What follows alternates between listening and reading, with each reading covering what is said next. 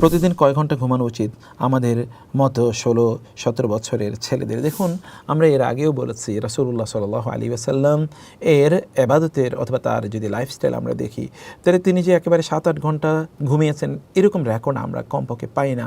কারণ তিনি রাতের একটা বড় অংশ জুড়ে তিনি ইবাদত করতে আল্লাহ তাআলা তাকে নির্দেশ প্রদান করেছেন রাতের অর্ধেক অথবা কমপক্ষে ৩ ভাগের ১ ভাগ তাকে ইবাদত করতে। কুমিল লাইলা ইল্লা কলিলান নিসফাহু আও ইনকুস মিনহু আও জিদ আলাইহি।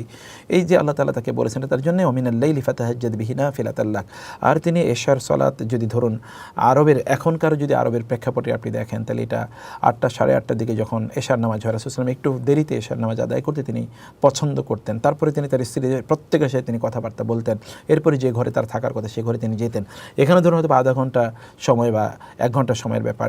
তাইলে যদি সাধারণত তিনি ধরি এটা ৯টা অথবা ৯:৩০ বা যদি এরকম একটা সময় বলি, তারপরে যদি ধরুন আপনি ৩টা পর্যন্ত ঘুমান, তাহলে আপনি এখানে ৪ ঘন্টা বা ৫ ঘন্টার সময় আপনি পাবেন না, এর চেয়ে বেশি আপনি পাবেন না। দিনের বেলা তিনি একটু কায়লুলা করতেন।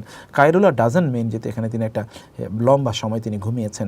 তো ফলে তিনি দুটো সময় বিশ্রাম নিতেন। একটা সময় হচ্ছে তিনি রাতে এবং আর্লি, আর দিনে তিনি একটু দুপুরের পর তিনি একটু কায়লুলা করতেন।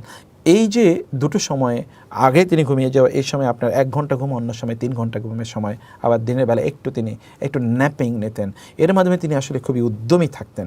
আপনি যদি এটা কাজ করতে পারেন, আপনি যদি রাতের তাহাজ্জুদের নামাজ আদায় করতে পারেন, তাহলে আপনি কিন্তু সারাদিন আপনি নাশীত থাকবেন, অর্থাৎ আপনি খুবই উদ্যমী থাকবেন।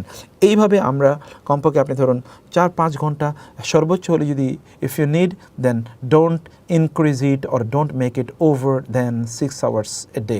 আপনি ৬ ঘন্টার বেশি এটা করবেন না, কারণ আমাদের জীবন খুবই সংক্ষিপ্ত, আমাদেরকে অনেক কাজ করতে হবে।